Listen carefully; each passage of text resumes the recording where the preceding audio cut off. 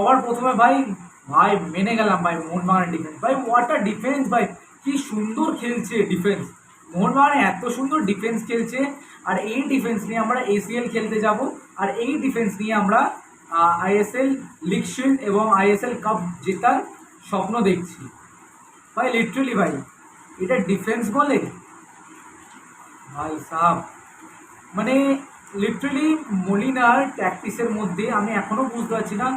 Same জিনিস একবার না, দুবার না, তিনবার না, পরপর চারবার ভাই সেম জিনিস কি করে রিপিট হতে পারে তোমরাই বলো। প্রথমে ডুরান্ড কাপের পাঞ্জাবের এগেনস্টে ম্যাচটা, তারপরে ব্যাঙ্গালোরের এগেনস্টে ম্যাচ, তারপরে ফাইনাল নর্থ ইস্ট ইউনাইটেড, আর আজকের হচ্ছে সেই ম্যাচটা যেটা কিন্তু আইএসএল এর প্রথম ম্যাচ মুম্বাই সিটি এফসির বিরুদ্ধে, যেখানে কিন্তু মোহনবাগান 2 গোলে এগিয়ে থাকার পরেও পরবর্তীকালে আরও 2টো গোল কনসিড করে নেয়। আর সত্যি বলতে ভাই প্লেয়ারের ভাই ফিটনেসের অভাব কিন্তু প্রচুর পরিমাণে আমরা দেখতে পাচ্ছি একদিকে, ঠিক আছে। আর তোমার 90 মিনিটের মতন খেলার মতন কোনো প্লেয়ারই দেখতে পাচ্ছি না। তার মধ্যে ডিফেন্স লাইন তো বুঝতেই পারছো, মানে নড়বড়ে একদম। আর এই লাইন নিয়ে মানে এই ডিফেন্স লাইন নিয়ে যদি আমরা এসিএল খেলতে যাই বা এসিএল 2 খেলতে যাই, তাহলে কিন্তু আমাদের এসিএল 2 এর ভাই মানে কাপড় কাচা বলে না ভাই, কাপড় কাচা সেরকমভাবে কাচবে, ঠিক আছে। অবশ্যই মোহনবাগান দলের ওপর আমার ভরসা তো অবশ্যই আছে। বাট লিটারালি ভাই এরকম যদি ডিফেন্স করে, একটা ম্যাচ না, 2টো ম্যাচ না, পরপর 4টে ম্যাচে সেম রেজাল্ট যদি করে, তাহলে ভরসাটা কিন্তু সমর্থকদের কিন্তু কোশ্চেন উঠছে। কোচিংয়ের ওপর, প্লেয়ারদের ওপর কিন্তু তোমার বলতে পারো একদিকে কোশ্চেন উঠছে।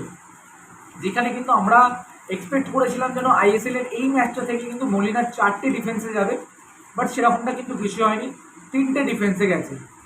আর যেটা সব থেকে বড় কথা, যেটা আমি আগেও বলেছি আর এখনও বলছি, যে অবশ্যই কিন্তু মোহনবাগান দলে কিন্তু একটা ফরেন সিডিএম দরকার, অবশ্যই দরকার। আমি জানি না ভাই এই সামনে যে ট্রান্সফার উইন্ডো আসবে, উইন্টার ট্রান্সফার, সেখানে জানি না কাকে ছেড়ে কাকে নেবে। বাট এক্স্যাক্টলি আমি এটাই বলতে চাই যে মোহনবাগানে কিন্তু একটা ফরেন সিডিএম দরকার। কেন কি না এসিএল, অবশ্যই এসিএল এর ম্যাচ কিন্তু এই 2-3 দিনের মধ্যে আছে। আর 18 তারিখ মেবি আছে রাফসানের বিরুদ্ধে। তো সেই ম্যাচে আমি জানি না কী করবে।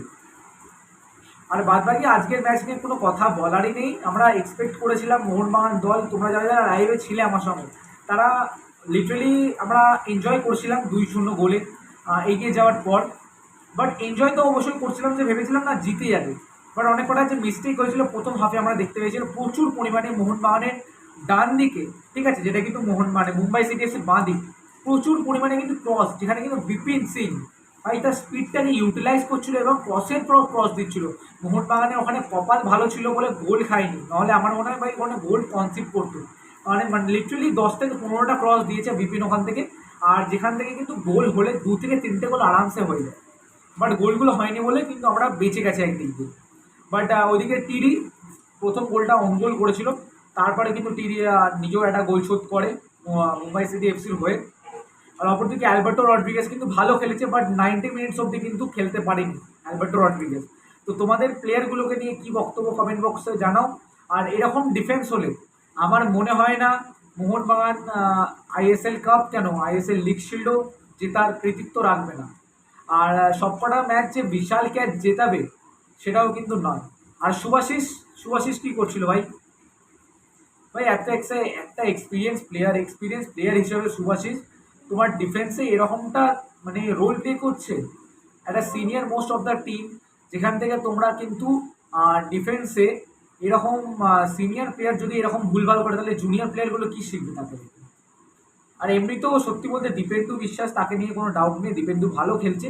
বাট যেহেতু 4টে ডিফেন্স নেই, তো দীপেন্দুর উপর প্রেশারটা ক্রিয়েট হয়ে যাচ্ছে। আর মানে মাঝমাঠ থেকে কিন্তু তোমার বলতে পারো গ্রেগ স্টুয়ার্ট আজ নো ডাউট ভালো খেলেছে, আমার তো ভালো লেগেছে গ্রেগ স্টুয়ার্টকে। আর তার সঙ্গে সঙ্গে লিস্টন কোলাসও ভালো খেলেছে।